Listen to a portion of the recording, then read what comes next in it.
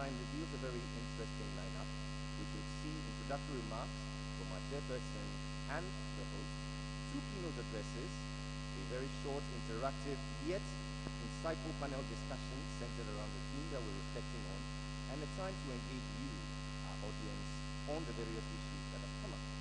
We shall then take some messages from our sponsors, and then eventually we shall launch this summit. It will be then followed by a time of networking and lunch. Ladies and gentlemen, brace up for a time of great celebration. In introducing our chairperson for this very august occasion, it gives me great joy to welcome a man who is a lawyer by training, but a prolific entrepreneur by calling. He is a member of the Ghana Bar Association and the CEO of the Margins Group. Would you please welcome Mr. Moses?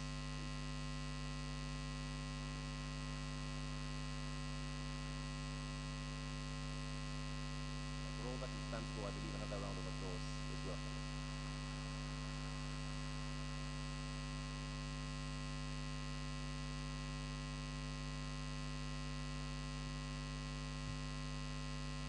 Good morning, distinguished ladies and gentlemen.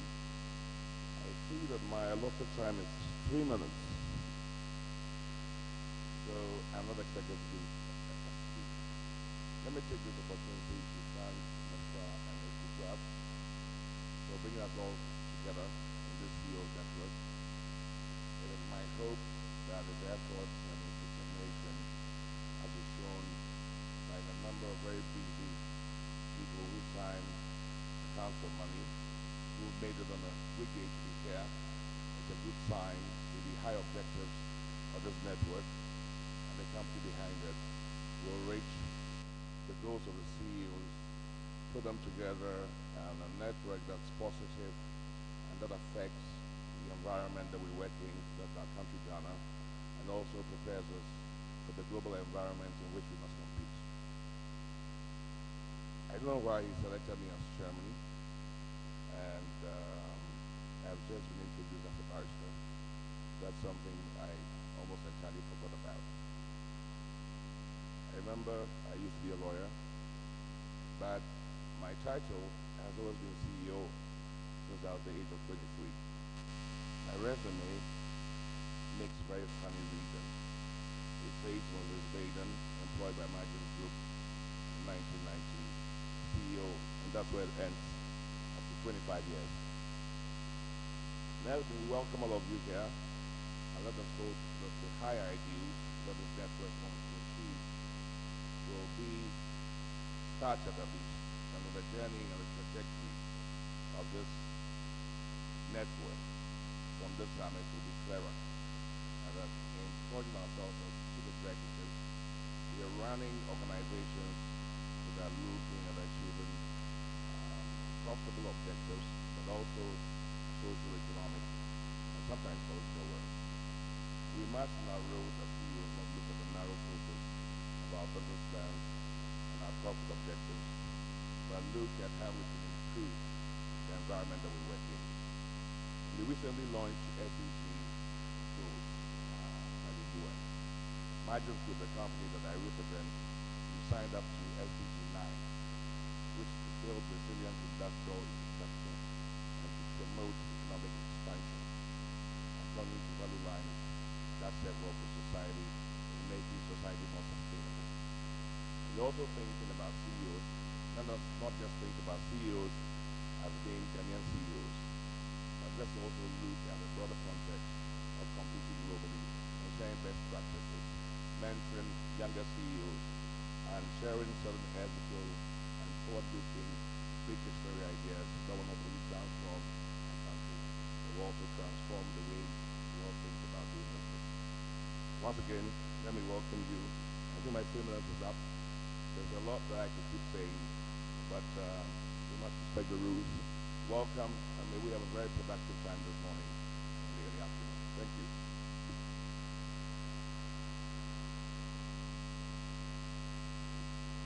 Thank you very much, Mr. Moses Baden, the CEO of the Margins Group, for accepting to chair this very august occasion for us. On Joy 99.7, you can join us by being interactive using the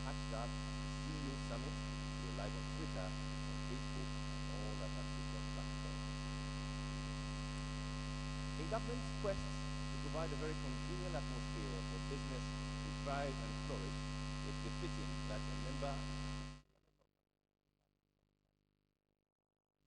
Distinguished ladies and gentlemen, it gives me great joy to welcome into our Judge of the Public-Private Partnership, Chief Justice Olachi Churchill. Thank you very much for joining us. Also with us this morning, we deem it a great honor to have Mr. Edward Efa, the CEO of Fidelity Bank, who is one of our keynote speakers. Round of applause. Thank you very much. And our second keynote speaker joins us, Mr. Paul Jackway, the CEO of Cliverstone.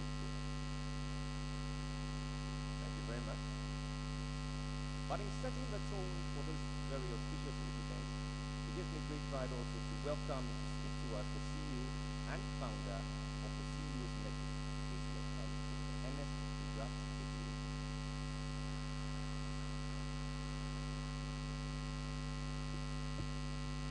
Good morning to you all. You're all welcome to the maiden Ghana CEO Summit and Award launch.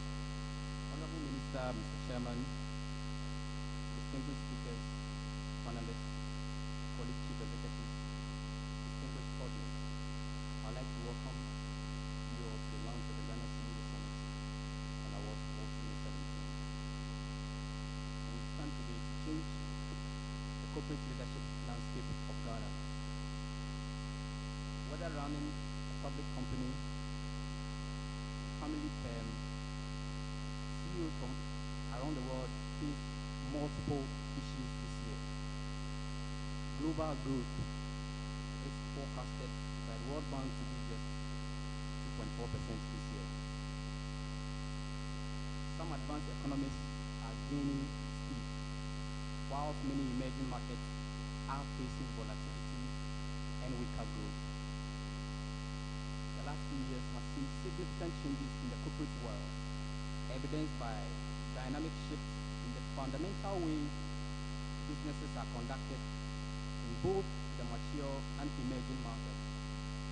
CEOs saddled with pressures intrinsic to their jobs have found it a challenge to keep up with the knowledge gap that emerges as a direct result of these changes. According to research from Stanford University, the Myers Group survey, 79% of CEOs do not receive any outside support on their leadership skills, and yet almost all will be receptive to coaching. There is therefore a clear need for a forum that drives CEOs' personal growth and shared learning to enable growth for themselves and their organization. Hence the need for a peer engagement framework on which this forum thrives. This CEO Summit enables global and local CEOs to integrate and interact with world-class matter experts that will allow learning, partnership, synergies to be carved out, leading to increased personal and organizational growth. It will be a yearly summit to be held in Accra, Ghana.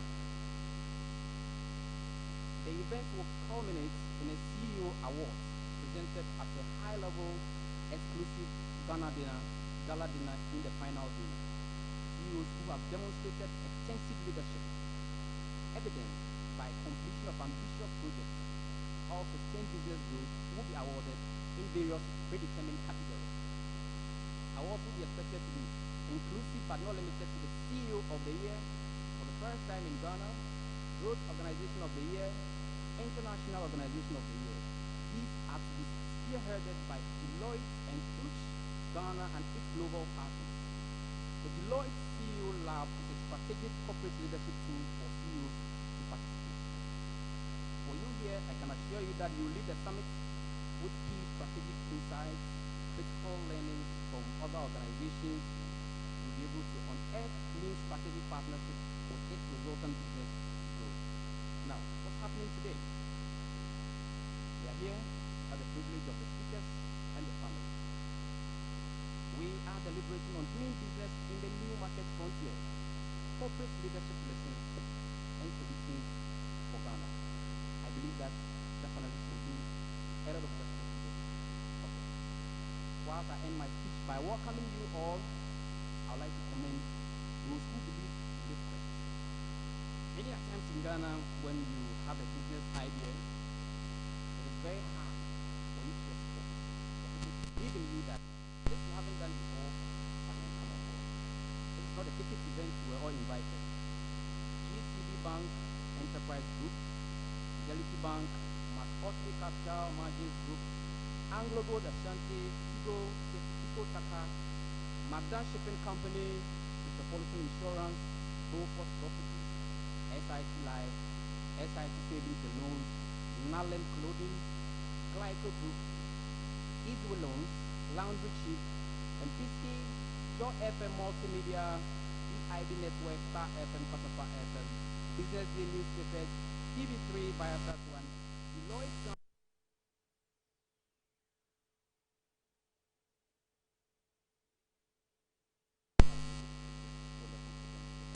Then to those innovative mastermind social capital and CEO Network Ghana, I want to thank you all for coming.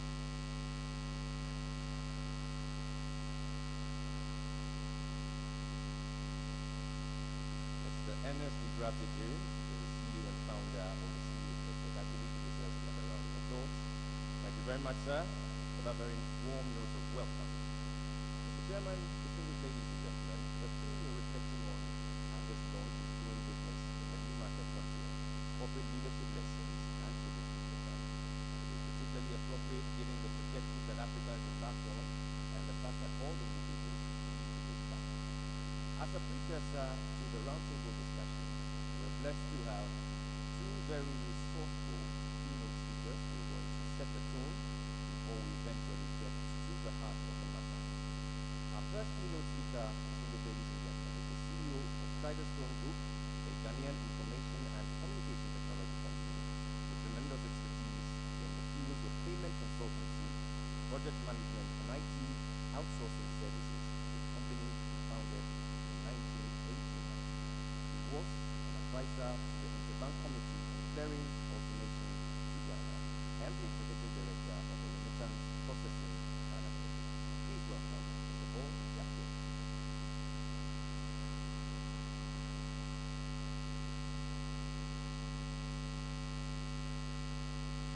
Good morning, ladies and gentlemen, and all participants as well. It gives me great pleasure to be the first speaker of this august occasion. I thank Ernest for inviting me to do so. I think doing business in Ghana can be very interesting. At the same time, can be very challenging. I think I've been in business in Ghana for since 1989, about 27 years, and I've seen a lot of things happen over these years. I think what is important is for us to look at how we can collaborate as CEOs to better serve our serious interests in growing our business, creating jobs, and be able to ensure that Ghana will stand out as one of the leaders in Africa. And the main thing here is how do we do that? We need to innovate, we need to collaborate, we need to sustain our business. I think all CEOs that are here today, my peers and my seniors, I'd like us to see how we can collaborate to ensure that we can grow our businesses, help to ensure that government comes out with the right policies and enable us to grow as businesses. So let's quickly look at innovation. I think in Ghana, if you come as an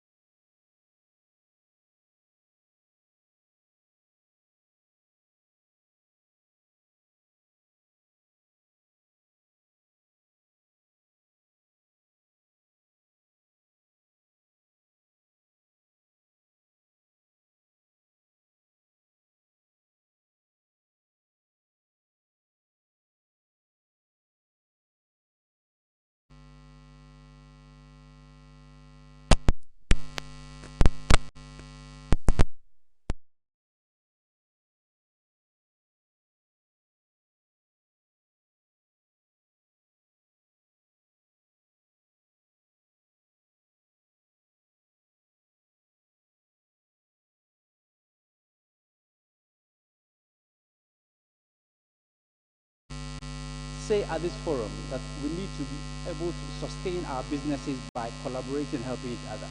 And I hope that from today, and that's to ensure that our meeting here today is the birth of a new type of CEO engagement in Ghana to grow our businesses, create more jobs, and make Ghana a better place. Thank you.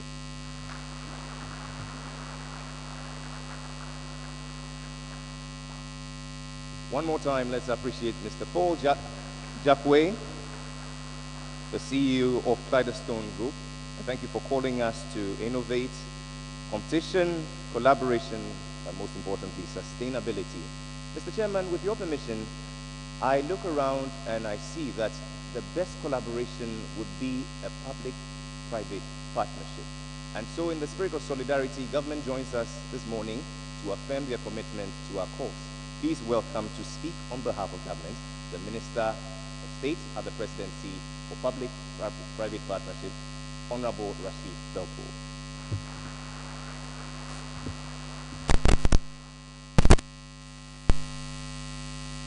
Thank you very much, distinguished ladies and gentlemen. I bring you greetings from the Office of the President, showing our commitment to business, our desire to see a good working relationship between business captains, CEOs, and government. We recognize the singular role of government to create the needed environment, the enabling environment, to enable you to work and to be able to make your money, your profits, and be able to expand. Essentially, governance is about regulations. It's about ensuring that those of you who have elected to be on your own, to be in the private sector, to commit yourself to creating value and ensuring that we are better off than we are essentially very critical to the purpose of governance. It's the reason why we are very excited to see CEOs who are willing to begin a new chapter of collaboration and thinking aloud and showing commitment to your own cause. For us in government, it is something we find to be of great importance. Essentially, what do we want to see business do? If you listen to the president in the highlights of our manifesto, you would have heard us talking about partnering the private sector. Essentially, hopefully in our next term, the reason being that we have recognized that in our next round of development, the private sector will be very, very crucial. Collaborating with the private sector will enable us to share risks. It will enable an environment where government is not seen as a sole player in the provision of public goods. Public goods such as roads, such as hospitals, such as housing, and etc., will no longer be the sole responsibility of government. We want to see a situation where people domestically, in government, in our country, doing business here, we're bold enough to come forward to say, we want to build a railroad in Ghana. We want to do housing for the public. We want to do the harbor. We want to expand the harbor for you. We want to do etc., etc. These are big projects. Essentially, we also mentioned the need for us to expand the road network, especially between Accra and Kumasi. We want to dualize it. We want to dualize the one between Accra and Takoradi and the rest of them. These are huge projects that we cannot find money to do.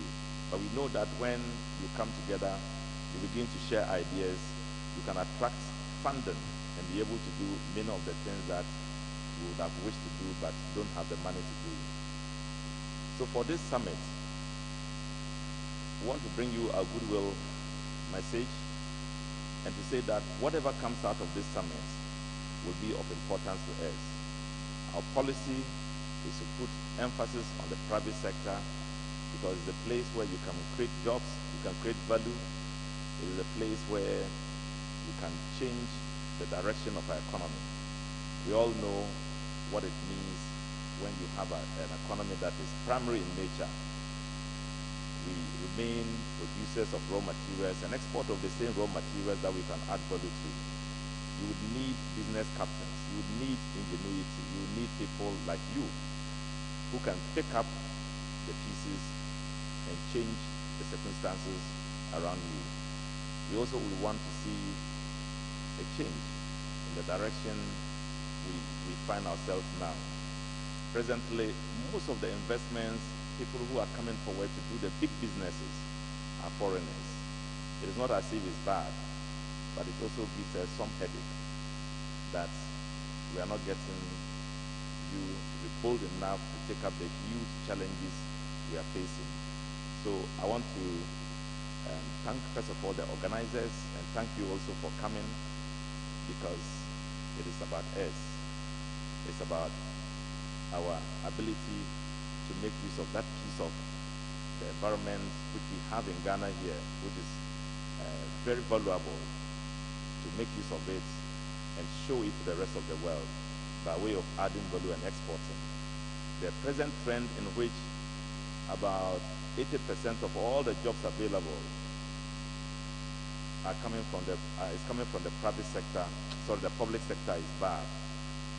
It's bad news for our development purposes. It's important that we help you, we work together, so you can be the first point of job creation, and we can be the ones that will give you the support from government. So I want to thank you very much, and especially the organizers once again, and I hope and pray that whatever comes out of here, you will share with us, and it will inform policy and inform the direction we want to move in our next round of development in Ghana. I thank you very much.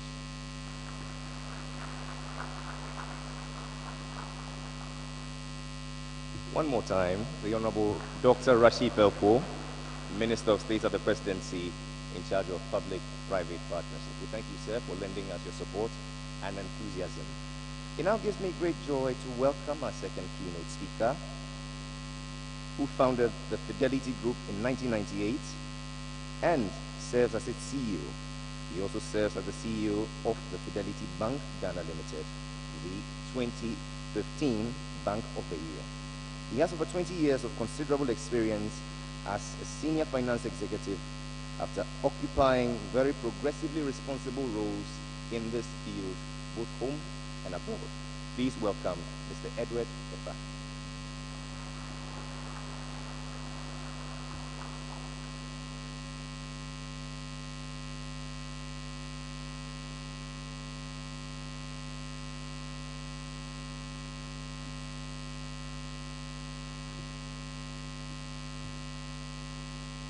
Honorable Minister from the Office of the President, Mr. Chairman, colleague Chief Executive, distinguished guests.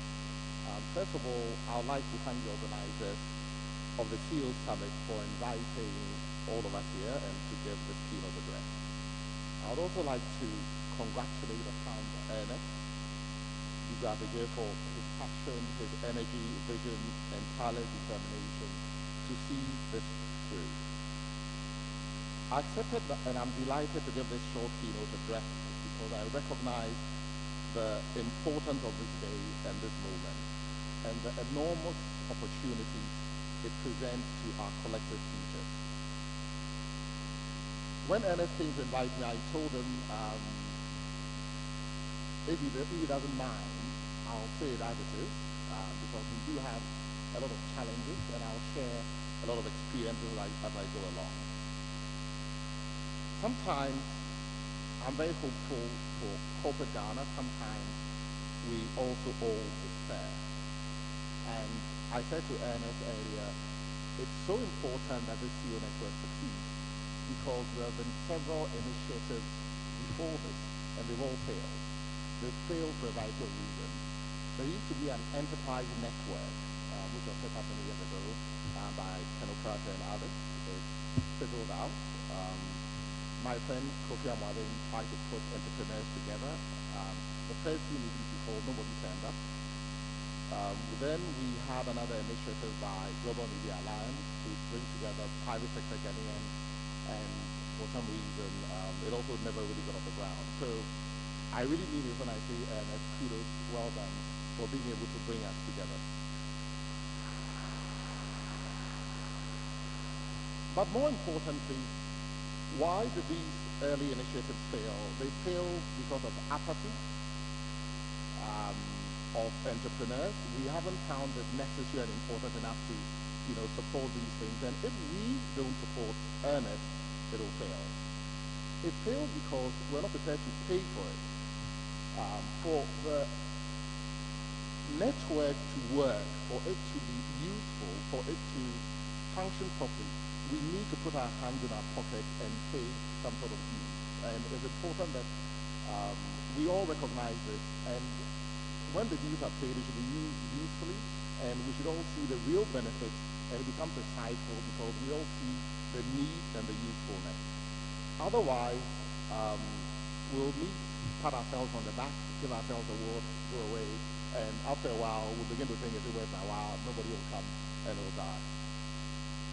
So this is why I very much welcome the opportunity for Team Corporate Ghana to once again try and come together to revisit our storehouses of creativity and innovation, and to network our ideas and perspectives on issues that impact on all companies in Ghana.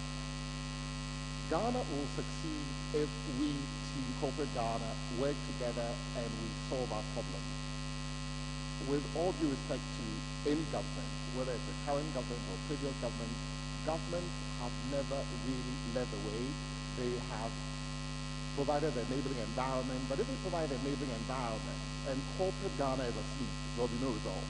So as much as the government can do its bit, we, the private sector, need to wake up, work harder together to achieve these objectives. I also say to Ernest that it's important that we start off by recognizing that Team Corporate Ghana is weak. Team Corporate Ghana is weak even compared to our peers in Africa.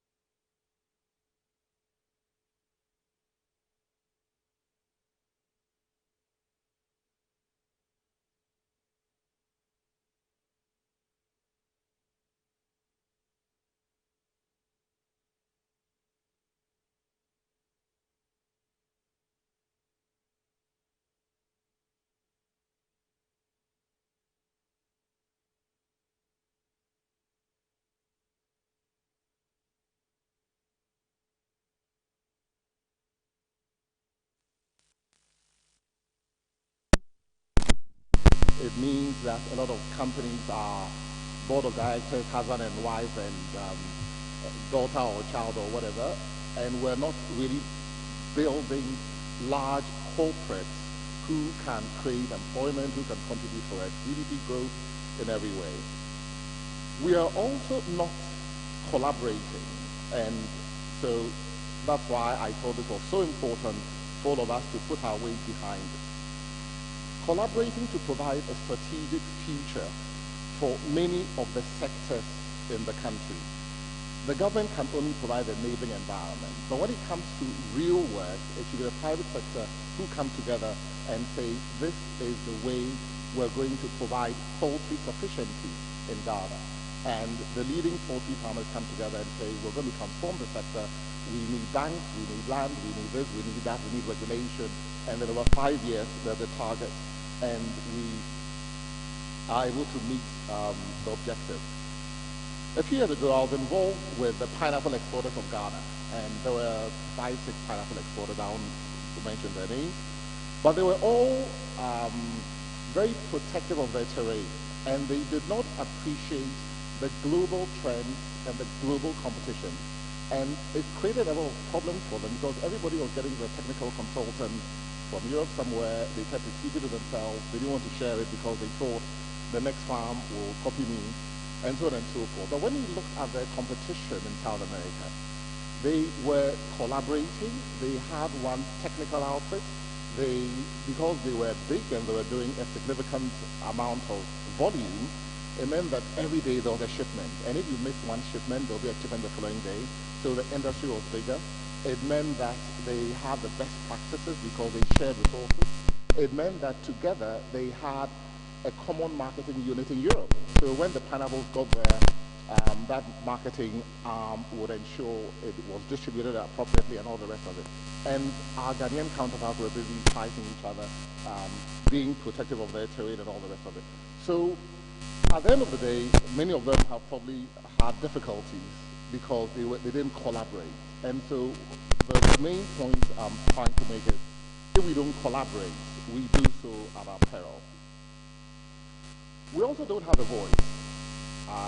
I've been surprised at the strong voice of our private sector colleagues in Kenya, in Nigeria, in South Africa, and other countries where you go.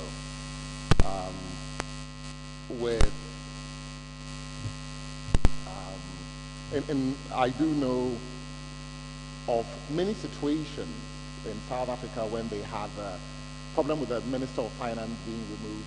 It was the heads of institutions, banks, industry, who sat with the president and said, you must do this. And the president listened and he did it. Because it meant, bonds being downgraded, it meant the currency collapsing, it meant a lot of things.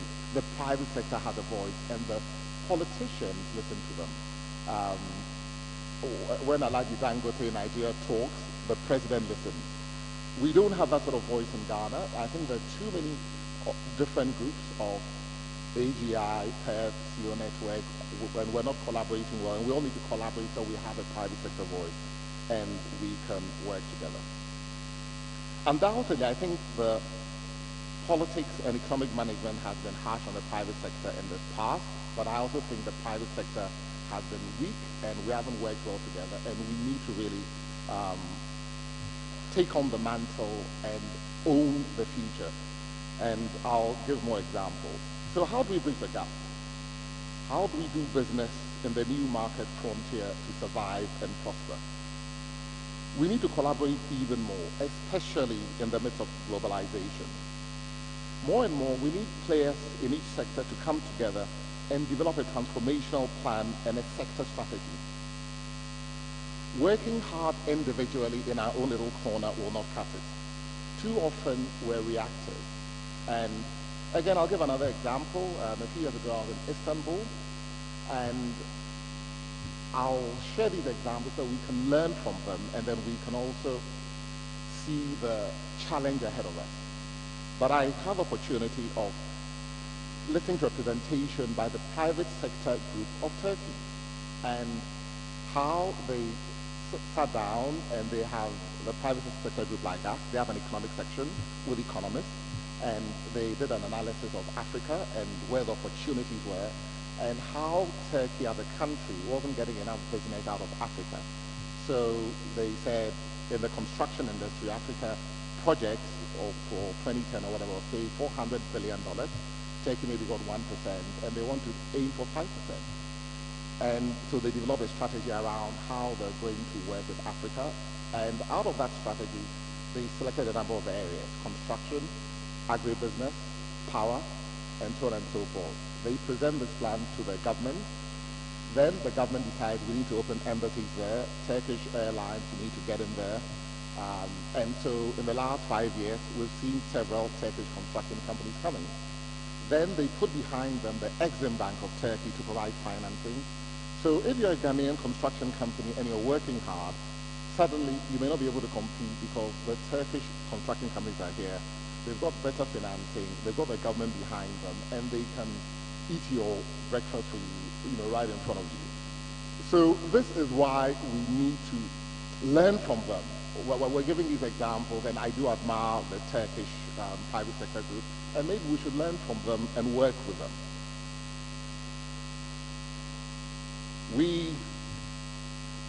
I very much support the idea that we have roundtables. So let's talk about some roundtables we're going to put together. So we have roundtables for the financial sector, roundtables for poultry, for agribusiness, for construction, and so on and so forth. So the roundtables can work together to develop transformational plans, and with these transformational plans, we can work with government.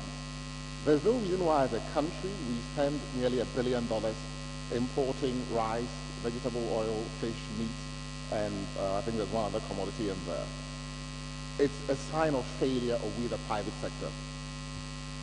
And beyond giving ourselves awards, I would like to see that the roundtables come together and we say that we're going to increase poultry production from X tons to Y tons, and we're going to do a 5-year, and this is the plan, and this is where the banks come in. This is where the government comes in, and together we work, and in 5 years, we're able to achieve that. That's just one example. I would like to see that the roundtable on housing, made up of members of BREEDA, come together and say we're going to roll out 100,000 homes over this period of time. Government, we need this, banks, we need that, and we monitor the progress, and over 5 years, we deliver the targets, and so on and so forth for different sectors. A lot has been said about working with government. We need to do this convincingly, and this will mean being able to present compelling plans. The government wants the private sector to show them the way. It's always very difficult when the government develops a plan and there's no private sector initiative and input. A few years ago, I saw a plan for Ghana by the National Development Planning Commission, NDPC, and the first thing I asked was, did the private sector make an input? The answer was no. So some civil servants have come together and put a plan, but I don't blame the government. It's because we, the private sector, are not well organized. If we had a body and we had our own economic section and we had our own think tank, we would be able to sit or go to government without even being asked and saying, this is our national development plan, Ghana Vision 2030. We are going to create 2 million jobs. We're going to have growth poles in agribusiness, in power, in housing, construction, and so on and so forth. So we need to take the lead and direct government the same way that the Turkish private sector leads government. If you go to the US, the private sector bodies direct government. It's not the other way around. And therefore, there are times when we've had American investors in Ghana, and they have more data through the embassy on the private sector than we have as a bank in Ghana. And so this is the way we need to go, and it requires us being very committed, us being prepared to pay our dues to fund it, and organizing ourselves so that we become a force to be reckoned with. I'll give another example of Malaysia. We have a branch in Malaysia, and apart from the business that we do at the bank, it's given me the opportunity to look into Malaysia and see how they have been able to develop as they are, with export of palm oil alone exceeding $1 billion a month. Palm oil and copper and other products, excluding rubber, excluding electronic products, and so on and so forth. But there has been leadership by the private sector. The leadership by the private sector that went into palm oil in developing a vision and a plan of the future, and ensuring that government invested infrastructure, roads, everything to evacuate oil palm, ensuring that universities had degrees in oil palm, ensuring that they had common marketing strategies for the oil palm products in Europe. It's a concerted effort. It didn't happen by accident, and it won't happen by accident here or anywhere else, unless we work together, we collaborate, and we capture the future. In the new market frontier, we, corporate Ghana, will need to embrace technology and see the opportunities new technology brings and adapt it to innovate our businesses. In every sector, technology is transforming and changing the way we operate and deliver service.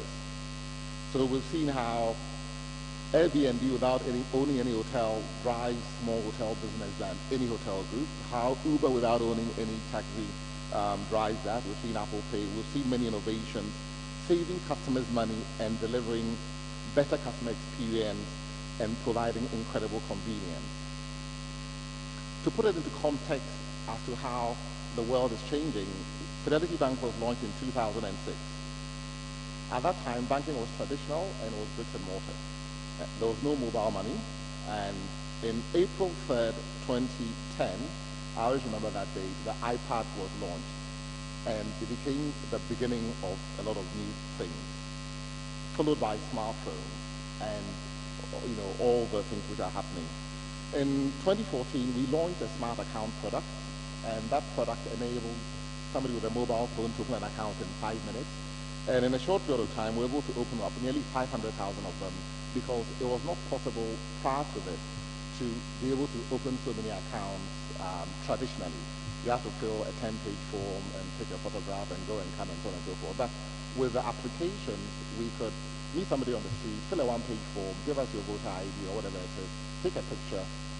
The picture goes to central processing. Within 5 minutes, they authorize you, they send you your phone, a PIN, and you're ready to go. You've got a Visa card in your hand, you can use your ATM, and so on and so forth. We have a lot of strong technology companies in Ghana, world-class technology companies who are winning awards all over the place, and we've worked with Dreamover, we've worked with SoftTribe, there's Flystone here, we've worked with them, Express Pay and others. They haven't asked me to advertise for them, but I thought I should recognize them. And it'll be good to see how we work with these technology companies sector by sector. How can we modernize agriculture? In Nigeria or somewhere, they're using drones to distribute something or the other. And also, I think they're using mobile phones to distribute and confirm fertilizer distribution, because fertilizers never got to those whom it was intended for until they were able to have an application. But there are many ways in which we can combat everything from drugs, which are fake drugs in our pharmacies, and in so many other areas. And it'll be useful to bring CEOs together. We get many of our technology companies to collaborate and show the future and build capacity in how we adopt technology. In the new market frontier, we need to build world-class businesses with world-class human capital, world-class human resource management, and world-class skills. This means world-class corporate governance and a lot of things. Recruitment based on merit, not on friends and relatives. Sometimes, as the MD of a bank, it's very challenging when I have to look a friend of mine in the face and say, your son or daughter failed the interview or the test that we conduct, so they can't join. And they'll say, but you are the MD, you can do something about it. I can't do anything about it. We, the CEOs, need coaching and mentorship, because in every sphere that we operate in, there are so many bigger and better institutions just across, in whether it's Nigeria or Ivory Coast or Kenya or South Africa or somewhere. And many of us CEOs in the room is a very lonely existence, because there are times when you don't know whether to turn left or to turn right. So there are a number of ways of doing this. I've learned a lot from the Institute of Directors in London. We have an Institute of Directors in Ghana. Maybe we need to collaborate with them and they share with us some of the things we need to be doing on corporate governance, on succession planning, on raising capital, and so on and so forth. The Institute of Chartered Accountants, Ghana, and all of them can contribute towards this effort.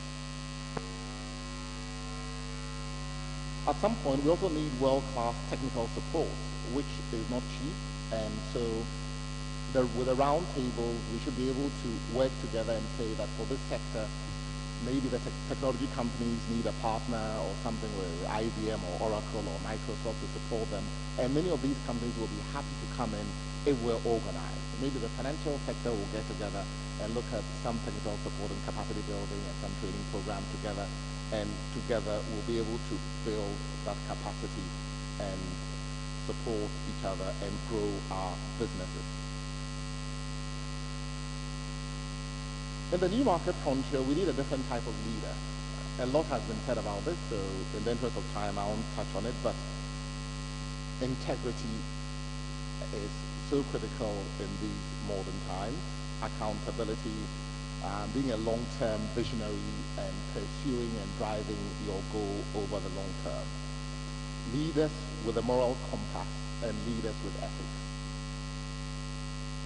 To bridge the gap and to operate in the new market frontier, we need to look at regional issues and local content.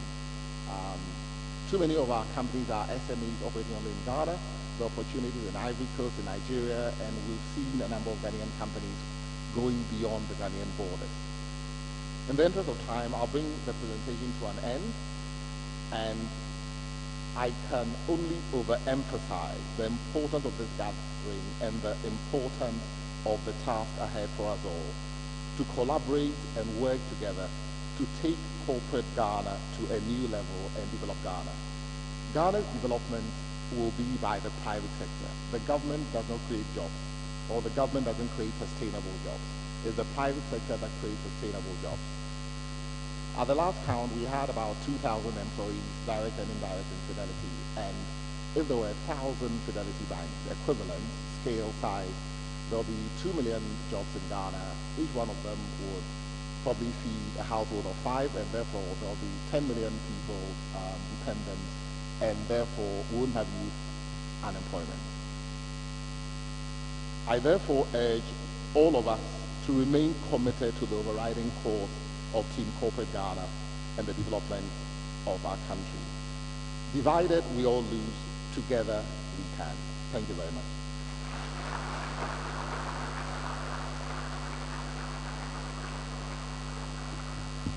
Thank you very much, Mr. Edward Ifa, CEO of Fidelity Bank. And amongst all the things you said, this is the most abiding that will be with me for a long time. If we don't collaborate, we do so at our peril. Mr. Chairman, distinguished ladies and gentlemen, our two keynote speakers provide enough fodder for the next stage of this morning's event, the panel discussion that we are about to undertake. To walk us through the various issues that have been fleshed out, it gives me great joy to welcome our moderators, two very amazing moderators who are going to help us to understand the various issues in proper context. Please welcome Messrs. Nsrado and David Ampofo.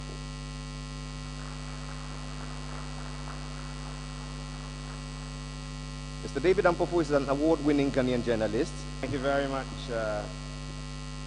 and good morning to every one of you. It's a great honor and privilege to be in a room that probably controls quite a chunk of our GDP, and a round of applause to all of you. See, the next phase will be a brief conversation with the panel, and David Ampofo is going to be handling that, but my job here is very simple. Is to provide a certain context for the conversation. There are 53 nations on this continent. 3/4 of the world's global resources, natural resources, comes from this continent. But we account for the last place in the global trade volume. Why is that so? A lot of the answers were found in, could be found in Mr. Efa's presentation. But it is not an exciting picture for us at the moment, and it wasn't exciting for those who have gone ahead of us. The question is, how do we leapfrog? How do we make things better going forward? And I'm sure that the panel will give us an opportunity to start thinking differently about our own cultures, our own philosophies, and how we do business. Synergy is described as two agents coming together to give a net effect that is far more greater than their own individual effects. Why have we not been able to do things like that? Why does the Ghanaian businessman often think that it's okay to go it alone? These are things that we will be discussing. Africa has been described as the last frontier, but is this a frontier for new market emergence or a frontier to be conquered? This is a question that you all have to walk away answering. Are you going to stand and own the future, or are you going to sit and allow the rest of the world to again spread their tentacles and take over? Ladies and gentlemen, the panel to help us discuss this is made up of Mr. C.C. Bruce, is the Group Chief Operating Officer of the Enterprise Group. Let's give him a round of applause, please. Mr. Henry Akwabwa is Managing Director of Engine Ghana. Mr. Kofi Abochi is the Managing Partner at Axis Legal and Dean of the Gimpa Law School. Let's give him a round of applause. Nana Osafo Kantanka J is the CEO of Tico Taka. Let's welcome him. Mr. Eric Esubonting, CEO AngloGold Ashanti. A round of applause. Ms. Valentina Minta, West Blue Consulting, CEO. Let's give her a round of applause. Herman Chinwe Hesse, CEO of the Soft Tribe. And finally, Mr. Martin Atafin, he's the consulting leader at Deloitte, Ghana.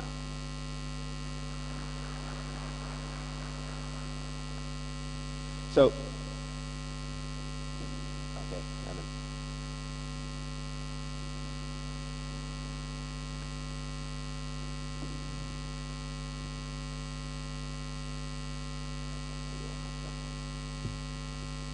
Okay, I guess your mic.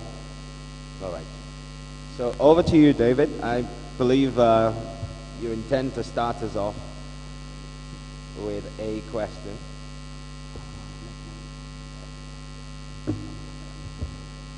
Thank you. Good morning. We'll try and keep this simple. We don't have too much time. I think we have about half an hour allotted to it. Our job is very simple. We would like to engage the panelists using the keynote speaker as our reference point. And I wanted to begin by, first of all, just attempting to get a sense of whether really how big the problem is in terms of collaboration, by trying to get a sense of whether together you even have a common view on how government could create a real enabling environment. Can I first begin with you, sir? And I would very much hope you can keep it short. I mean, what is it that you think you need from government? I mean, I appreciate, Edward, what he said, working together and so on, but there is the issue of a government. You work in an environment, there are regulations. If you were to be pushed and said, for things to happen, government had to do something, what is the one single thing you would like to see from government? Thank you very much.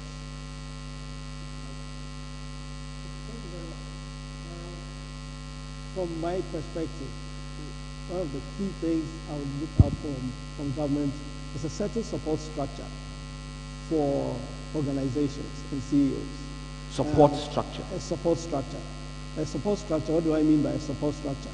The private sector is working very hard to create an organization. They have issues both internally and externally. They grow managers, and the managers promote people to management, and those people are not trained as managers, so eventually they crash and then they probably leave. So where is the support structure that would say, if I grow these people, they will go through, so to speak, a school, an organization where we have crack managers that I can put in. What's the support structure that says that if I need technology support, there's a government structure that has been set up that I can depend on.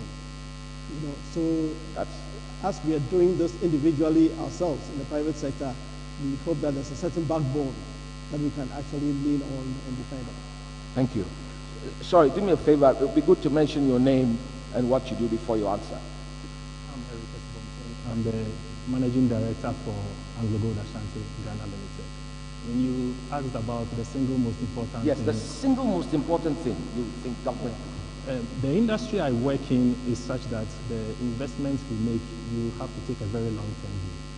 So, for instance, you could, I'm in the mining industry, and you could be making an investment decision that gives you a life of mine for, say, 20 years. And it could take you about 10 years to just get your payback. So the single most important thing in such an industry required for government is having consistency and predictability, particularly in the fiscal environment, so that when you make the investment decisions, you do base it on certain assumptions. You don't want a situation whereby you get to year 10 when you are recouping your investment and then the fiscal environment changes so drastically and you realize you've made a poor decision. The other thing is ensuring that you have some very strong institutions so that laws and regulations that are already in place are properly enforced and are enforced consistently. I mean, the mining sector, one of the biggest problems we have to deal with now is illegal mining. And with illegal mining, it's not as if we don't have the laws in place or we don't have the rules and regulations in place. We have them and we have institutions. The challenge is how do these institutions enforce the laws and regulations so that industry can know that they are operating in a safer environment for their investment. Thank you. Chief. Enterprise insurance. Enterprise CCBs. insurance, yeah. What for you is the one thing that is most important? Government. Any business is built on the perception of the customer. See, that is the bottom line. You need your customers to build your business. So the perception of your customer is the key thing which is relevant to building the business. Now, the perception of customers is dependent on current realities and the expectations of the future. They look at the current realities and they form the expectations of the future. And that is what determines their perception of the business. And that is what actually determines how they respond to business. So what we expect from government is to create an enabling reality today. An enabling reality which then will be the basis of our customers having a more positive perception of the future and of our businesses. And I believe that will drive our business. Herman.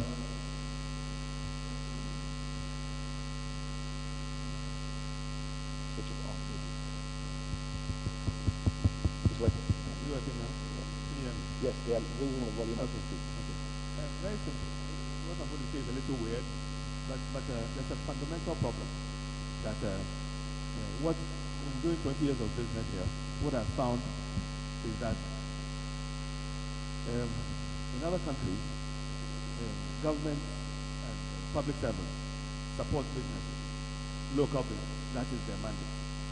In Ghana, in a lot of cases, a lot of developing countries too, in a lot of cases, it's more like it's a them against us thing, where it's public servants and government and their business partners versus local business.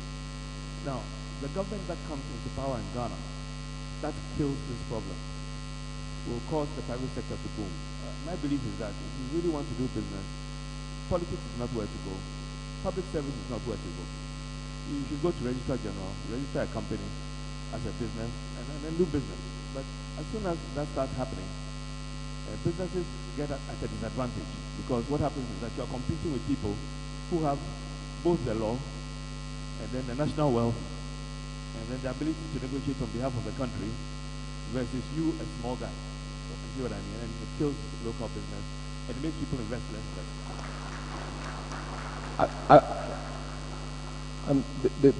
Before you hand over, so what can government do? What's the single most important thing government could do? So if government made it a policy that you are not allowed to do business when you are serving the public, and they sanctioned it heavily, such that only missionary types will go into the civil service, will be perfect.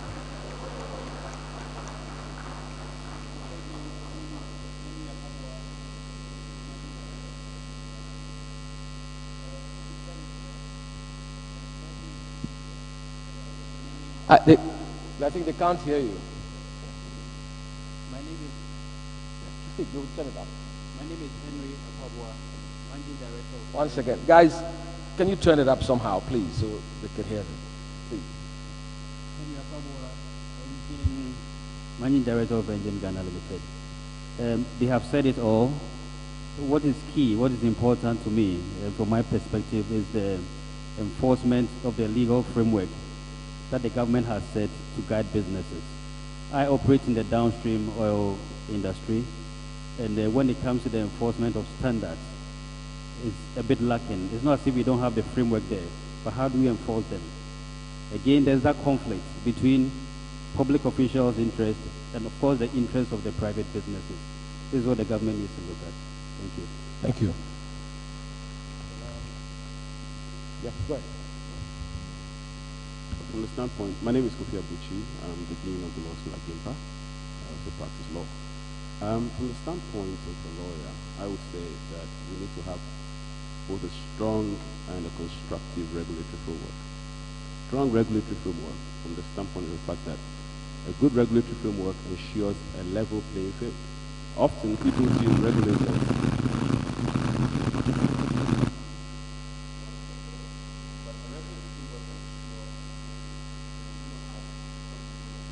When I give you an example, only this week, Ernst & Young was fined in the United States for simply having some of its staff indulging in what they considered inappropriate relationships with clients in respect of the audit.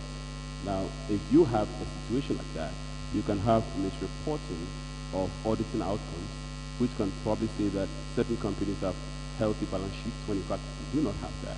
And that can weaken investor confidence among others. So a strong regulatory framework can be useful because it ensures level playing field, but a constructive one also. And a constructive one because I think in this area, we have, as a country, not done well. The banking sector, I think, regrettably, and I've said this before, because I once threatened to sue my bank. When I had gone to the bank to withdraw my money, and they told me that I needed to show passports, I needed to show I was traveling, I needed to show certain things. And I spoke to the bank CEO and indicated that by allowing the Bank of Ghana to have brought in those regulatory, those rules, which in my opinion were illegal, they had undermined the very essence of banking, which simply says that when I show up at the bank and I have credit in my account, I'm entitled to have my check on it once I issue that. So I think that a regulatory framework is good, but it has to be constructive as well. And when you have the two together, I think business thrives. Thank you.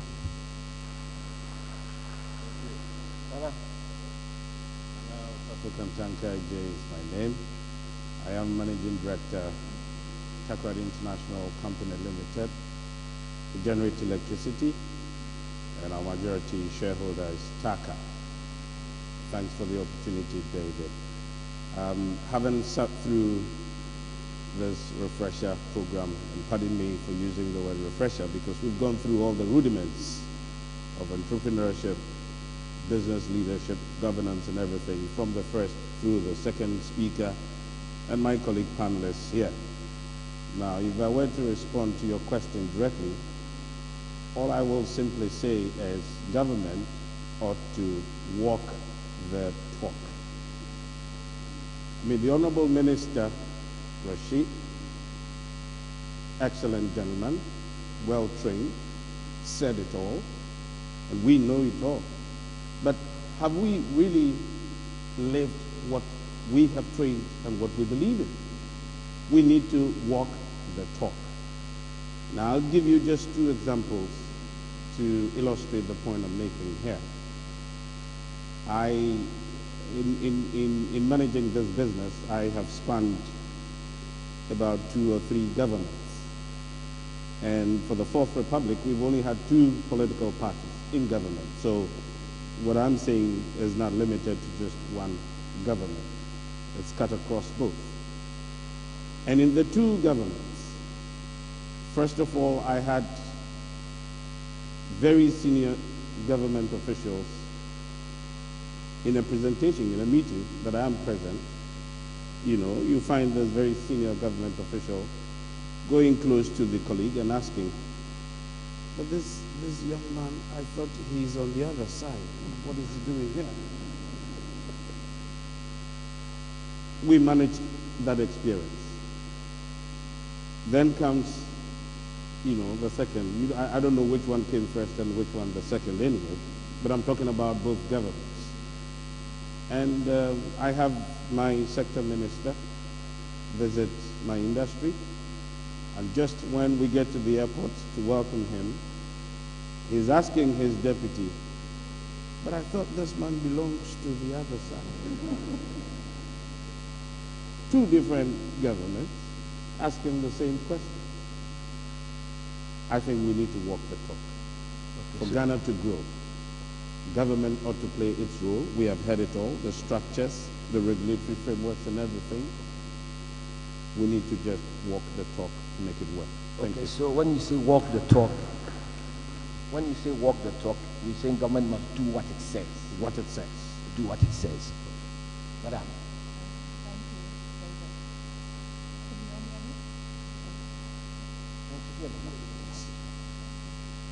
I'm Valentina Minta, the CEO of Westview Consulting. We're an IT solution development company. I think one key thing I would say for government to do would be dialogue. So dialogue, continuous dialogue, and even more dialogue. Now, why do I say dialogue? Business and businesses here today are key to the nation's economic growth. And therefore, it's critical that government understands what the needs of business is to be able to support and create that enabling environment that we so require. Now, if we leave it to government, they will do what they perceive or they think that we as businesses need. And dialogue is about partnership, it's about trust, and it's about collaboration, and it's a two-way thing. So whereas we need that dialogue and we need that enabling environment, I think we should come together, mobilize very strongly, and be able to tell government what we need and ensure that we then monitor how that environment is implemented, how it is executed, and how it is enforced downstream. Because if we don't mobilize, then you have pockets of businesses going in and whispering in the corridors, whispering to government what their industry or what their sector or what their caucus might require. Therefore, it's key that there's dialogue right across amongst us and with government so that we can truly achieve that public-private partnership that we talk about. But it should be in spirit and not in talk. Thank you. Thank you very much. So you see, we have a range of, if you like, responses. And I'm sure you noticed that in certain cases, the response is based on the sector that the person comes from. And in other responses, we are looking at the broader stuff. So I'm going to try and focus this in the following direction. Is it safe to say, and I'll come to you, Mr. Subontin, directly, is it safe to say that everything you've said here comes under the concept of an enabling environment? Would you say so? Can we, because then we can take that as something we want to do with government. After all, we've been talking about enabling environment for 30 years. So maybe the whole focus of a group like this to start with is to make enabling environment for real. But I want to be clear first. Would you say that everything you said here falls under the umbrella term enabling environment? I think it's fair to say so. I mean, if you heard the second keynote speaker talk, the one thing I picked on was the fact that if this country is going to grow or the economy of Ghana is going to grow, it would have to come from the private sector.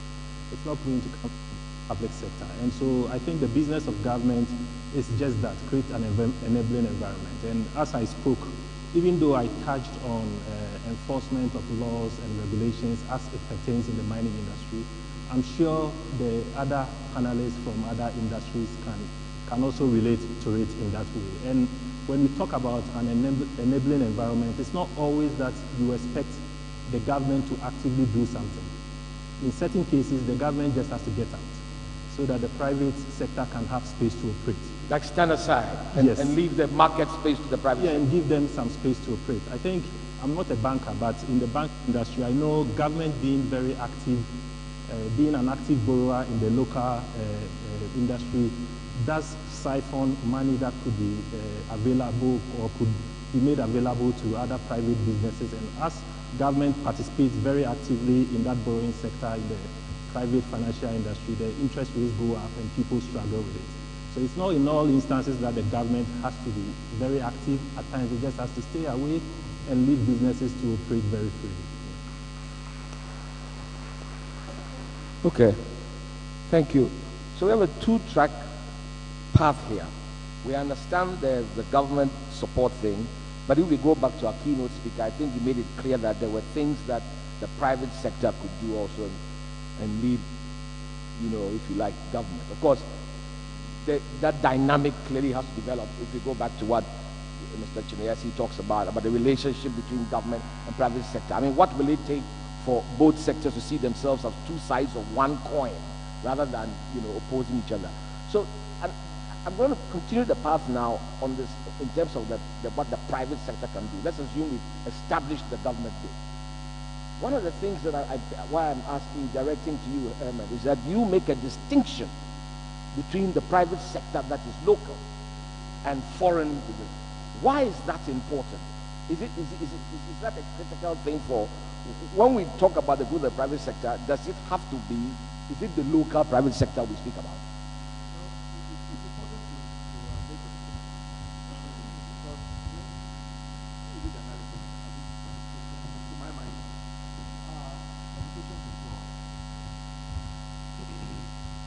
Now, politicians and so on, you know, I respect them for what they do. They go out in the bush, they go and rabble-rouse, they raise elections, they get voted for.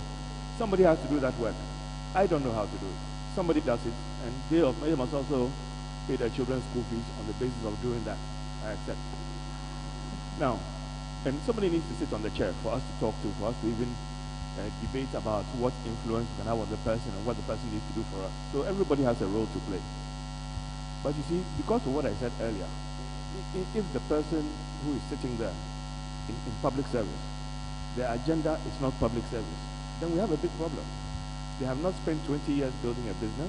The quickest way to do it is to go and get a pre-cooked business partner from abroad and then use their position to give them the contracts. And then on the basis of that, the short circuit are 20 years of work and collapse out. You can't fight such a person. You really can't. So it's important that the local business, the foreign business, there's local, and there's local foreign. And local foreign would typically be given a nice handshake and a welcome by somebody in authority, which makes them, as I said, short circuit the 20 years of hard work or 30 years of hard work that a local would have done. Sounds like it's not always the case, but in a lot of cases, this is the case.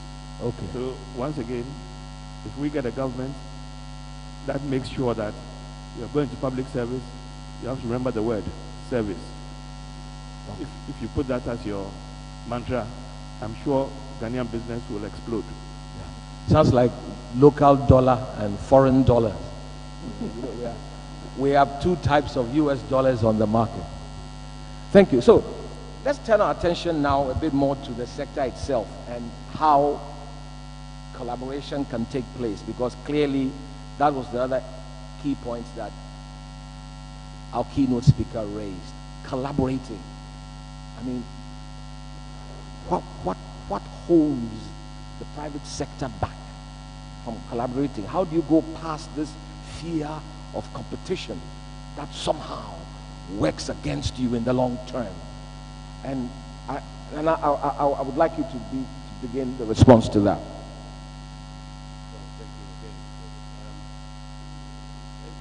Interesting scenario. I am fortunate to have the international blend with the local, and my sector is the power sector.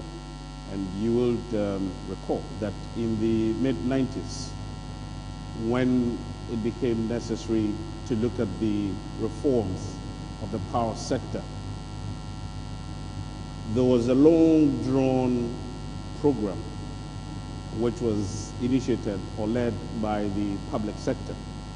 But it became very necessary that a collaboration between the private sector, was initiated.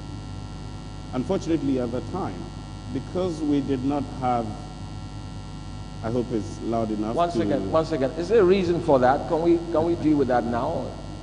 I hope it's not because Nana is speaking. They don't expect me to be dancing here. No, go ahead. I think it's in the next room. So. That's right. Unfortunately, at the time, we did not have local power industries, in fact, and up to date, I don't know whether I'll call TICO, the very first IPP in Ghana, as the local partner to attract that kind of investment. But at the time, the Volta River Authority, which used to be Ghana's flagship public utility, had to collaborate with a private entity in the United States of America. Now, that partnership at the time, over the period, up to now 16 years, has done some kind of fill-in for that private sector participation. Now, the regulatory framework, as Kofi alluded to earlier on, was non-existent even at the time of starting. So we were used like guinea pigs, if you would like to call it that way. But it gave birth to the commencement of a certain framework within which, if there were to be private participants in the power sector, would operate. Now today, as we speak, we have about, even though I know that there have been signatures of about over 20 power purchase agreements for, foreign direct investment into the power sector, we have just about 5 of us, still playing in the sector. So I want to believe that we need to look at how we can start, even if we do not have the expertise.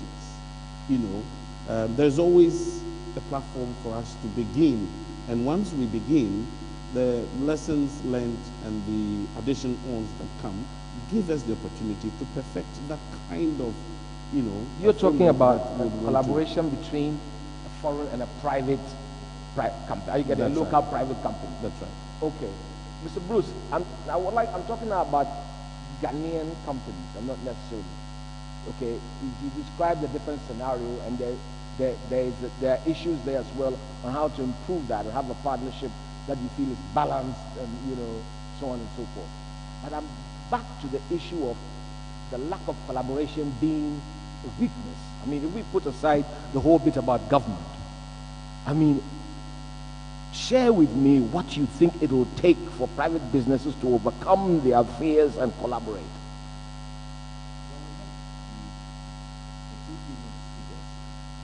And collaboration was a common theme.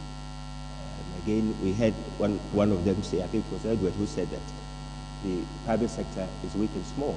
If we compare to other companies in Africa, Ghana, our companies are weak and small. It makes collaboration and synergies an obvious path for the companies. And I'm sure it's been the thing, it's been talked about over the years, but it's not happening. Why exactly isn't happening? You would expect competition to drive companies to come together to get bigger. Yeah. So you would expect that the urge, the search for having that competitive urge over the others would drive them to get better. But you expect that the desire for profits, a bigger share of the cake, would drive the companies.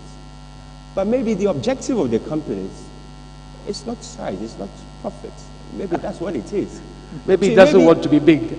Exactly. Maybe if a big chunk, a number of our companies, our businesses, are individual owned or family owned, maybe the profit objective may not be that strong. So how do we really move forward if competition is not driving us to come together and create bigger entities? Maybe in certain industries, like the regulated industries, regulation should. In the insurance industry, we've seen that. We've seen the capital requirements going up from one period to the other. It used to be 5 million, it's going to 10 million, it's going to 50 million. So it's an indication that, hey, let the big boys stay. And I believe this year we've seen a merger of 2 insurance companies. So maybe it's just beginning to happen. Maybe through regulation it's beginning to happen. And maybe through a lot more intense competition amongst the companies. That could happen. If the bar keeps going up, being raised, then I'm sure there would be a reason and objective to merge. Do you share that view, sir? I share that view, but I have something further to say with this. I'm looking at it from the perspective that our organizations should have a much larger vision. Not to look within Ghana, where you probably have only 6 million people who will be paying for your services or what you're delivering, but look at West Africa, look at Africa, and look at global. How many of the Ghanaian companies are going global? And if you're going to go global, then you have to be much bigger than you are. So then it becomes easier for you to say, let's collaborate so that we can step out of the borders of Ghana, of this country. If you look at the banking industry, we have almost about 30-something or so banks in this small Ghana. And you go to Nigeria, they probably have even fewer banks for 150 million or so people. So you see that we need to look at some of those things and say, look, why don't we then come together, look at a larger market, go out there and say, we are a Ghanaian bank, and we have come to French West Africa, we are a Ghanaian bank, and we are actually establishing in East Africa and in South Africa. And that way we can actually look at ourselves as too small to go out, so we can collaborate and go out in a much bigger way. So part of it is just to begin to think big. Think big. Valentina, can you comment on that? I mean, he describes a scenario where how he sees it develop. I'd like to hear your view on that. I mean, what does it take for businesses to collaborate comfortably? I think the first thing is trust, and trust again, and a mutual respect of each other's business. There's several phases that businesses go through. Some could be at the early inception phase, some could be at the maturity phase, and then you have SMEs and you have multinationals as well. And today we've learned a new phrase, which is the local foreign, and then the local locals. So you have a myriad of different types of entities that exist in this. How do we achieve that collaboration that's so needed? And what we need to do is build our social capital. Now, social capital is all about people. How do we first ensure that internally our employees' needs are met? And then we scale it up to all these entities that exist in the ecosystem. How do we build that social capital? And then how do we look at the people? How do we look at the market we're looking to serve? Is it a local market or is it a global market? How do we then come together to serve these markets that is made up of people? And that's why social capital is really important at all those stages. But I think we've been talking about collaboration over time, but we don't see it manifesting. So we need to look at doing things differently. You can only do you. We cannot be copying and pasting things that have worked in other clients. We need to look inward. Why haven't we been able to mobilize as we should? We all use the term collaboration. We all know what the dictionary definition is of collaboration. Why aren't we realizing the impacts that we so desire? And then form subgroups that will ensure that we can put those mechanisms in place to satisfy the various stages of our businesses. Thank you. I'll take a final comment from the last two panelists. I'd like your view on that. Clearly, as we wrap up, I think it also becomes clear that a forum like this, and if you want to build trust, I presume constant engagement should be one of the ways to do it, which is why a forum like this is valuable. But the idea is to keep it going, keep it running, keep networking, build relationships, and then hopefully things will not happen from a vacuum. So surely there's value to this. What is your final comment, gentlemen? You're the only two I haven't heard on the issue of, what it takes for us to collaborate and really make a difference instead of talking about this for 20 years. Well, I think a lot has been said, but just to add a little, it's important, first of all, to see Ghana as corporate Ghana. If you see Ghana as corporate Ghana, then Ghana is one big company. If Ghana is one big company, then the market cannot. The market is outside Ghana. So there's a Ghanaian market, which I think has been largely exploited and, substantially, exploited and explored, even though, the rural areas are still yet to develop. But essentially, it's Accra, Kumasi, we can name a few others. So the market is outside Ghana. I think the outside Ghanaian market has not been exploited, and companies can collaborate. The word collaboration has been used, but I'll probably use the word partnership. Because collaboration suggests sometimes getting too close. Maybe that's the impression. but a partnership. We can, we can just have a strategic alliance just to achieve a purpose. So if that understanding is there, companies come together for a strategic purpose: international procurement, international projects, bid for international projects and assignments, and win them. And the only way you can win them is when you can show that you have the capacity, when you can show that you have other players on board who can help you execute an assignment. So I think that if we do have that understanding, companies can better leverage on this. But I'll finally just add, let me hasten to add, that it's important that every and any collaboration is predicated on clearly defined goals and clearly defined parameters of that collaboration. Because sometimes there's always a fear, which people do not mention, that I'm going to collaborate with you. By the time I'm done, you've seen too much than you have to see. You end up exploiting. Okay. Final comment, sir. Well, I think across industries, collaboration is key here if you want to really survive. But my question is, do the players in these industries have the realization that collaboration is key? And this takes me to corporate governance. You have many Ghanaian companies operating who, some way, somehow, do not practice proper corporate governance. For example, you may have the shareholder who is the board chairman and also the CEO of the business. Now, there isn't that diversity, where people can bring on board different ideas, which will point the company towards collaborating and leveraging on whatever they have. Thank you. Panelists, thank you very much. You've been wonderful. Thank you.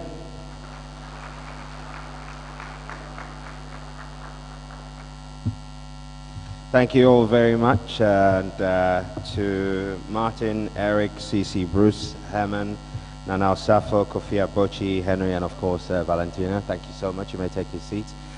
Just a quick summary of all that we've heard. It's very obvious that constant dialogue is necessary, and borrowing from Edward's Turkish example, you can tell that between the Turkish government and private sector, there is a focused governance approach, and this is all preceding the politics. So essentially, government's job is really to be able to work evenly with everybody and not, segment a particular part of the private sector space. One of the key things I have observed in this conversation is that there's the need for us to move from thought to action. And it's a good thing to note that between now and May, when the forum or the summit itself happens, where 2,500 CEOs will be brought together with some global CEOs joining us, we will have a number of roundtable conversations, hopefully to further challenge the thoughts that we have about working together and ignite that passion that we also need. So active partnership, being real, working in the spaces that you're good at, and understanding that in a situation of synergy, there is never going to be equal parties. You're not going to be the same as the person that you work with. It takes two of hydrogen to get water when you combine that with oxygen. So to get the desired effect, somebody may have to play a minor role, but the key thing is that together you're able to achieve more, and that's something we would like to see from private sector. So a big thank you to all of you and to all our listeners who tuned in to Joy 99.7 FM. We'll be handing over to Kokomlemle for normal programming to continue, but here in the hall at Kempinski we will continue with the launch event itself. A big round of applause to you all for your attention. And I hand over to Jerry Ajalolo, our MC. Thank you.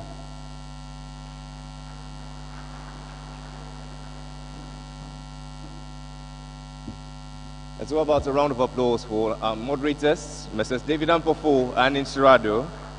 Thank you very much for lending us your mental agility. And so now it's time for us to launch, but not before we've had some messages from our sponsors. For the next few minutes, please lend your attention to the screen as we showcase to you the messages from our sponsors.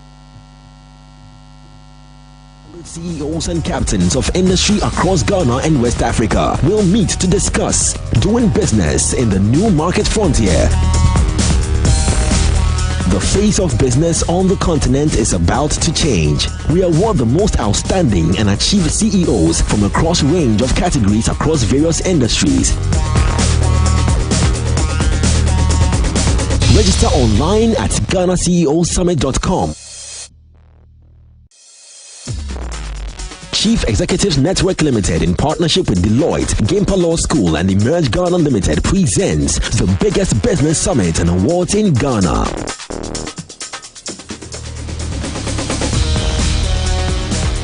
The Ghana CEO Summit and Awards launch. Over 100 CEOs and captains of industry across Ghana and West Africa will meet to discuss doing business in the new market frontier.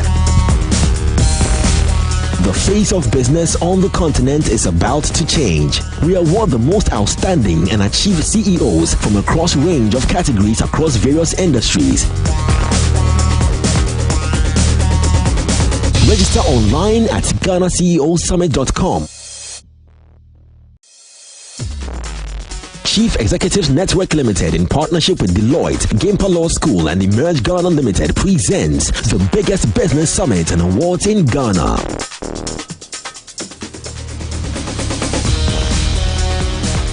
The Ghana CEO Summit and Awards launch. Over 100 CEOs and captains of industry across Ghana and West Africa will meet 100 CEOs and captains of industry across Ghana and West Africa across it and awards launch.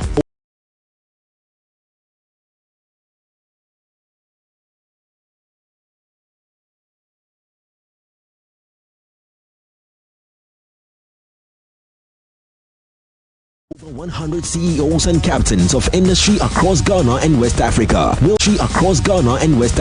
will meet to discuss doing business in the new market frontier.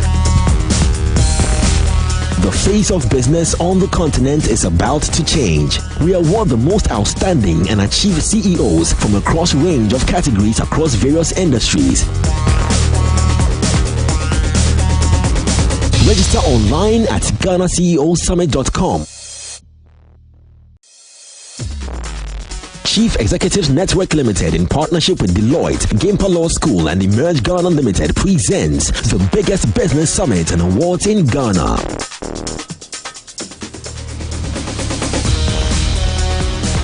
The Ghana CEO Summit and Awards launch.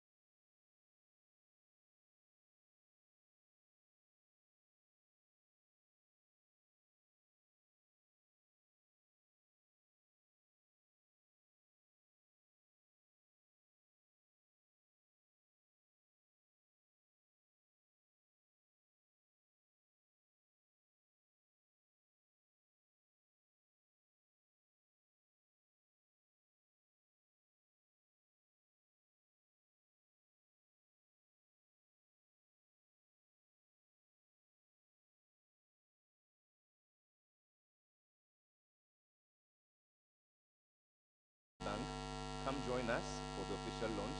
But in his absence, we have a team from GCB. I'd like to acknowledge them with gratitude. Do we have a team from GCB here? Ladies and gentlemen, let's give it up for them. Thank you very much.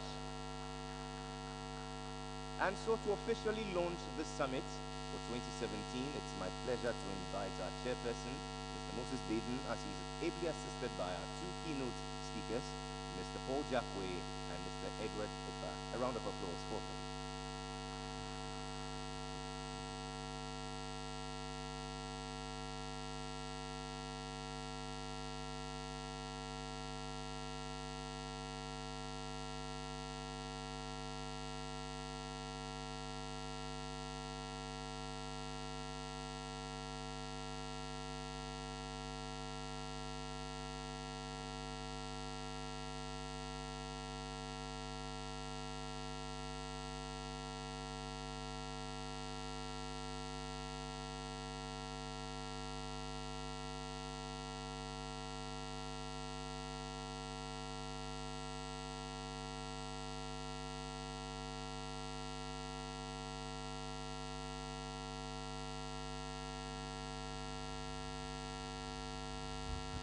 face of business on the continent is about to change. We award the most outstanding and achieved CEOs from a cross range of categories across various industries.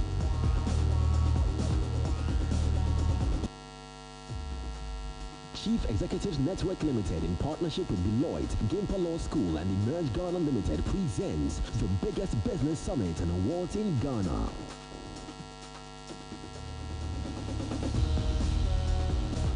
The Ghana CEO Summit and Awards launch. Over 100 captains of industry across Ghana and West Africa will meet to discuss doing business in the new market frontier.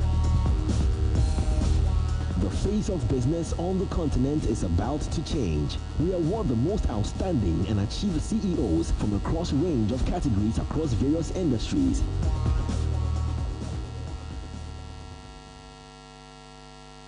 Hello. Distinguished ladies and gentlemen, it appears that first time I was here to open this event, I assumed that I have 3 minutes. Apparently I have 10. Informed, but I think that my mistake has been to my benefit, because I've seen most of the ideas that I think we all believe in being echoed by a very savvy panel that has covered the big subject of the private sector in Ghana very creditably.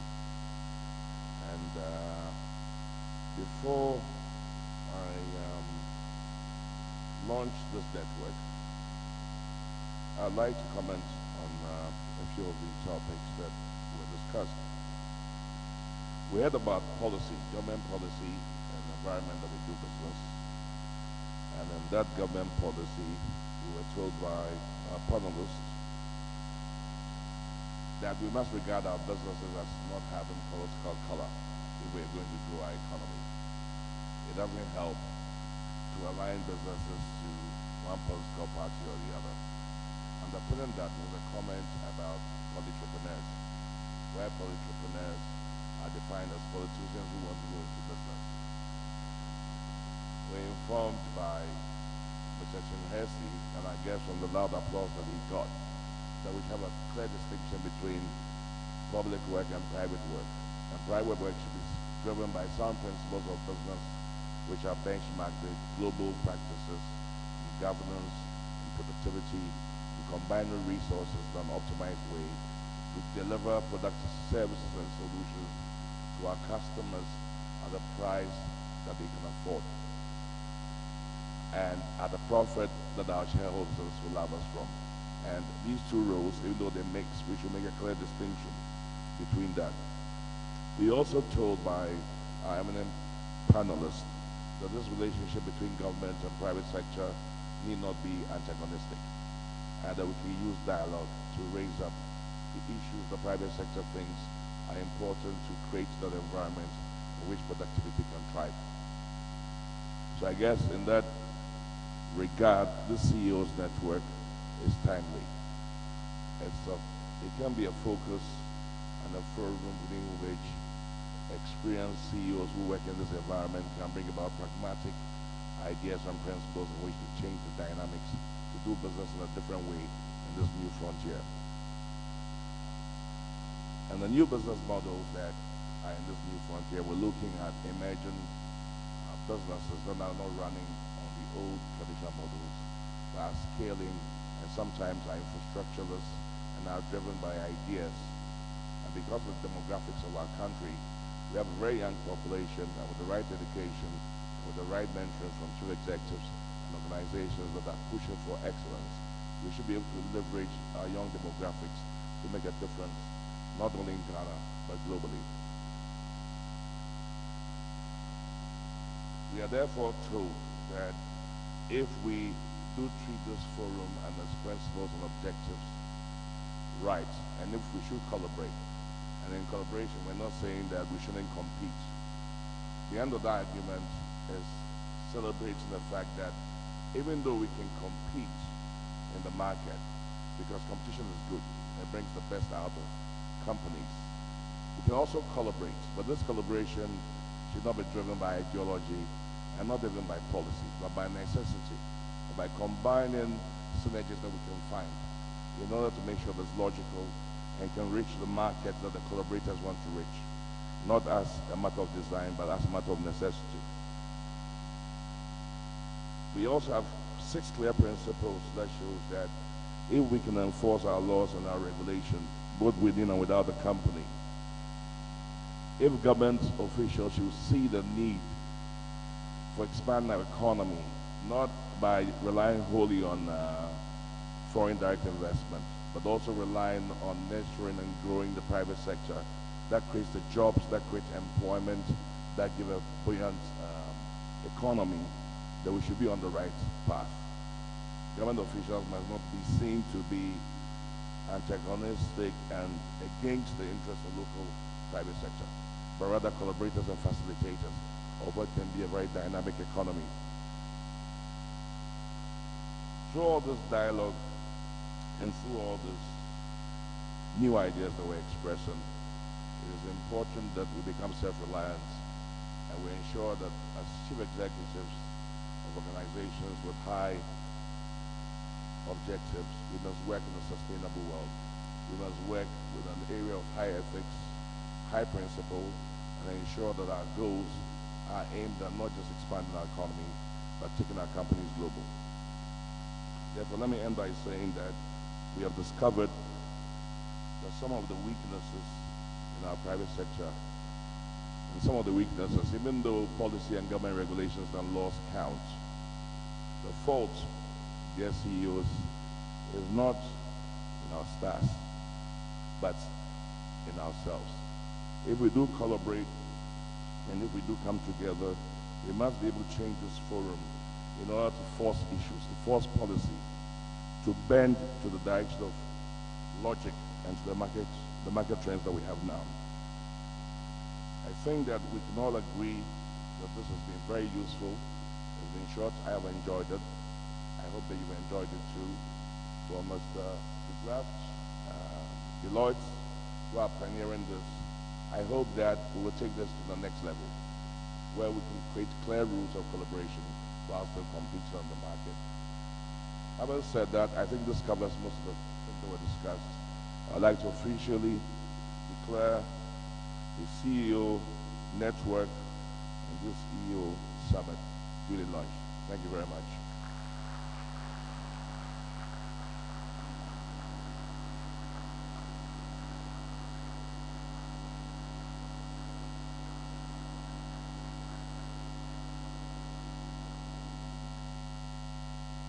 And so, distinguished ladies and gentlemen, let's celebrate what has come to stay, the Ghana CEO Summit Forum and Awards. A round of applause.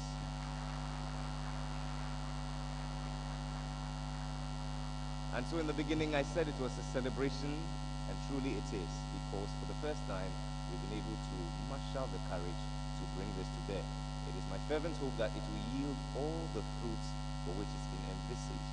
But distinguished ladies and gentlemen, we have a special message from GCB Bank. May I now invite the rep to speak on behalf of the Managing Director. A round of applause.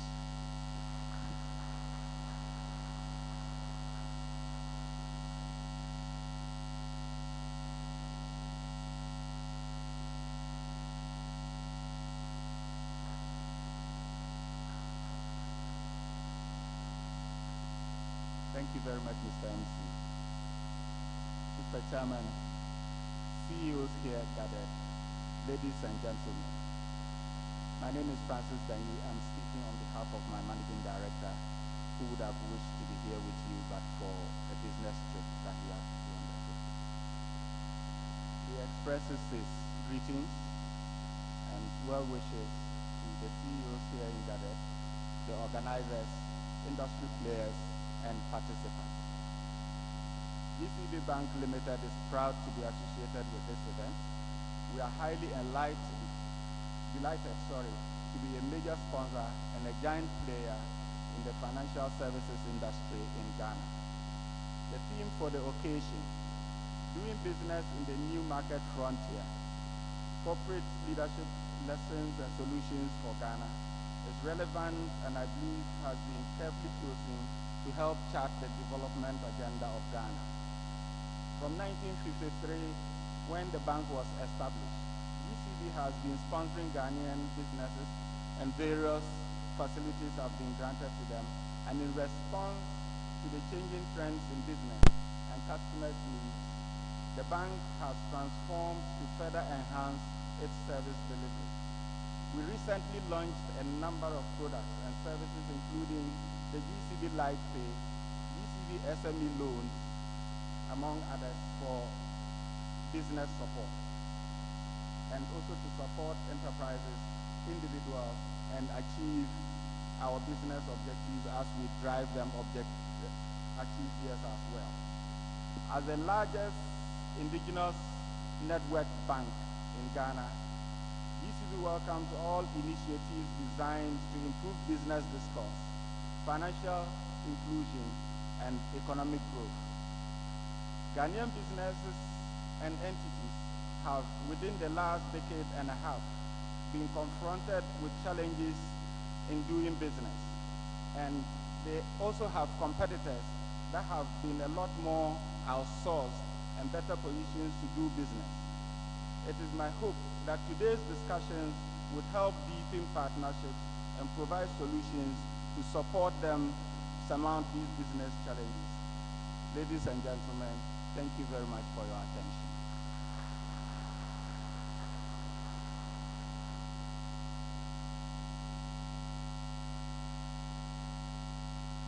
Over 100 CEOs and captains of industry across Ghana and West Africa will meet to discuss doing business in the new market frontier. The face of business on the continent is about to change. We award the most outstanding and achieved CEOs from a cross range of categories across various industries. Register online at GhanaCEOSummit.com. Chief Executives Network Limited, in partnership with Deloitte, Gimpa Law School, and Emerge Ghana Limited, presents the biggest business summit and awards in Ghana.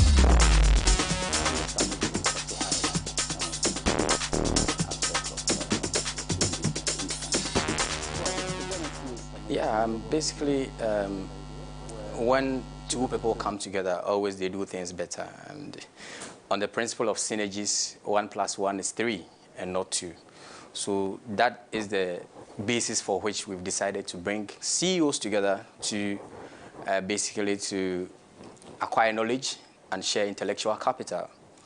Well, I chose to take part in the CEO Summit because I think it to be a forum to discuss the current environment in Ghana, especially what CEOs can offer to other aspiring entrepreneurs. I think the summit will also highlight some of the key aspects of doing business in the country.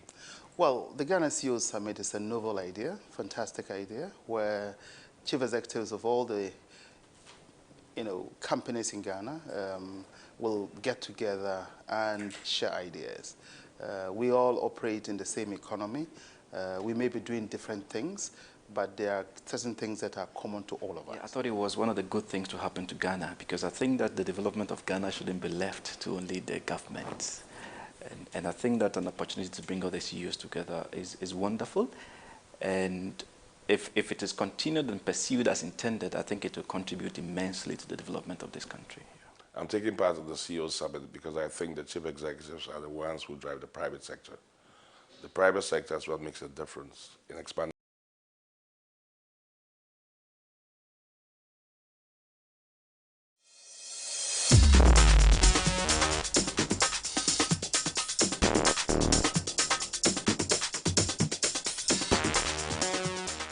Yeah, basically, when two people come together, always they do things better. Time well spent celebrating what has come to be known as the greatest platform for networking and for knowledge sharing among few business leaders. The dwindling fortunes of Wells Fargo and their very embattled CEO certainly set the stage for us to know one thing, that there is only one standard. It's not Ghanaian, it's not Nigerian, it's not American, it's a global standard. So I pray that this network or this platform would afford you the opportunity for you to be able to peer review yourselves, and Ghana, corporate Ghana, and Ghana at large will be the better for it. My name is Jerry Ajololo, and I will not certainly end this without expressing renewed thanks to you, our guest of honor, or let me say our representative from government, the Honorable Rashid Pelpo, who has come all the way to grace this occasion. Although you're not here, please receive our thanks. We'd also like to say thank you to you, our chairman, Mr. Moses Baden, for gracing this occasion for us with such aplomb and expertise. We'd like to say thank you to you, our two keynote speakers, for lending us your breadth of knowledge and insight. And to you all, our speakers, we'd like to say thank you. And you, our CEOs, you certainly deserve a big round of applause for taking time off your very busy schedules to grace this occasion for us. Right after here, we shall break into a time of networking and lunch. It's my prayer that we shall exploit this platform and make the best out of it. Why don't we all rise and do something very symbolic to celebrate this historic occasion? I would like to respectfully invite our chairperson, together with all our dignitaries, to please take their place up here, and then we capture this moment with some photographs. Can we please have the backdrop come in, and some music in the background? Mr. Chairman, respected members of the high table, can I please have you on the stage? Let's capture this moment together.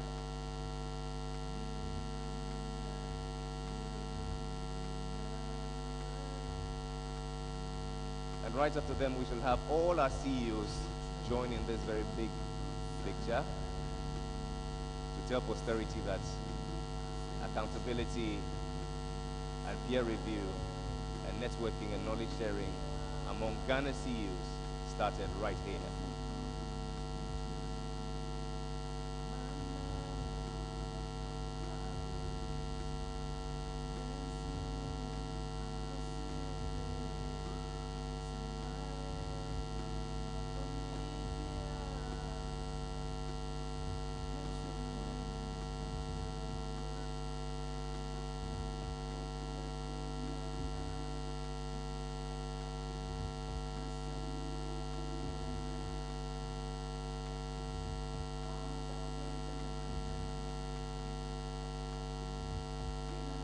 Okay, can I invite all our CEOs to please join? Let's make this very grand. All our CEOs here in presence, please join. School and Emerge Ghana Limited presents the biggest business summit and awards in Ghana.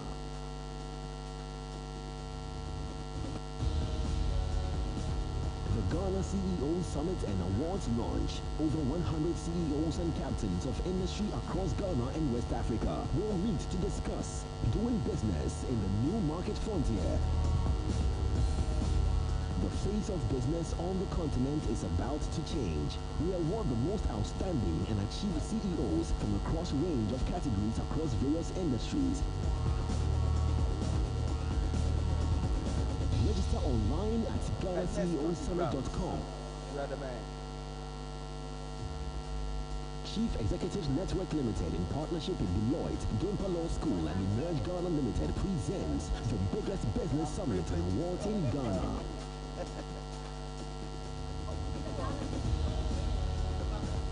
The Ghana CEO Summit and Awards launch. Over 100 CEOs and captains of industry across Ghana and West Africa will meet to discuss doing business in the new market frontier. The face of business on the continent is about to change. We award the most outstanding and achieved CEOs from a cross range of categories across various industries. Register online at GhanaCEOSummit.com.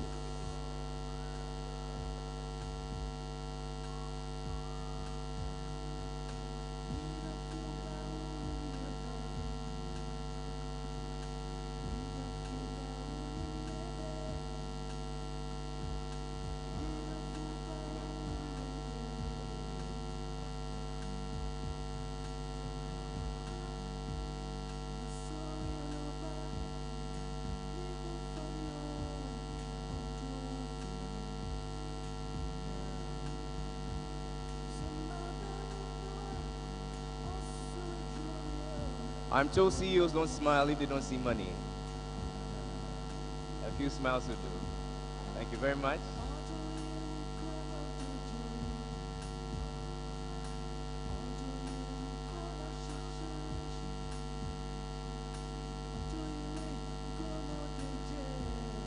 So thank you very much, our distinguished CEOs.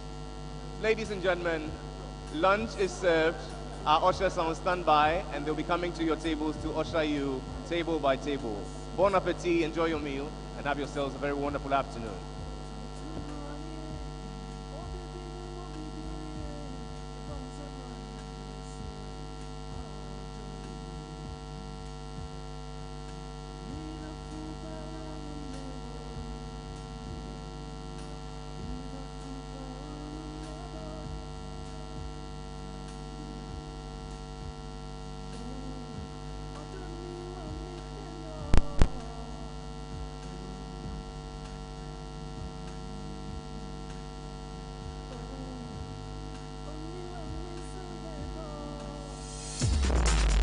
Chief Executives Network Limited, in partnership with Deloitte, Gimpa Law School, and Emerge Ghana Limited, presents the biggest business summit and awards in Ghana.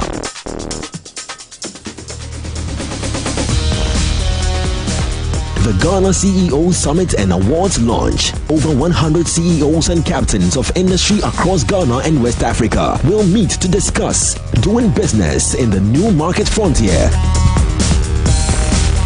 The face of business on the continent is about to change. We award the most outstanding and achieved CEOs from a cross range of categories across various industries.